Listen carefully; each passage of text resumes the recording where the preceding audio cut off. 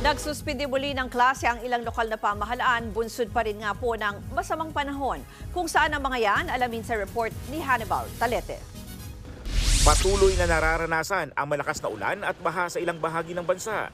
Kaya naman, may ilang lokal na pamahalaan na nagsuspende na ng klase. Walang pasok sa lahat ng antas sa pampubliko at pribadong paaralan sa mga bayan ng Manawag, Mangaldan, Mapandan at Rosales sa Pangasinan. Gayon din sa Magsaysay at Rizal sa Occidental Mindoro at Busuanga, Palawan. Lahat ng antas din ng suspensyon ng klase sa ilang lugar sa Negros Occidental, gaya na lang sa Bago, Binalbagan, Kawayan at Don Salvador Benedicto. Gayon din sa Enrique B. Magalona, Hinigaran, Hinubaan at Isabela. Maging sa La Carlota, Moises Padilla, Murcia at Pontevedra, pati na rin sa Pulo Pandan, Silay City, Sipalay, Talisay at Victorias.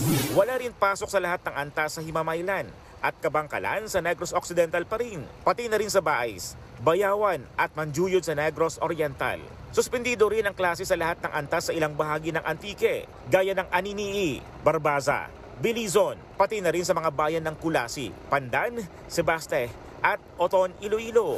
Mula preschool hanggang senior high school naman ang walang pasok sa Atok, Benguet, Bacolod City at Iloilo City, pati na rin sa ilang lugar sa Antique, gaya ng Caluya, Hamtik, Libertad, San Jose, Tibiao. Nagbabalita mula sa Frontline, Hannibal Talete, News 5. Mga kapatid, Jess De Los Santos po, huwag magpahuli sa mga umaaksyong balita at napapanahong issue sa bansa. Para sa mas malawak na balitaan, mag-subscribe at mag-follow sa social media pages ng News 5.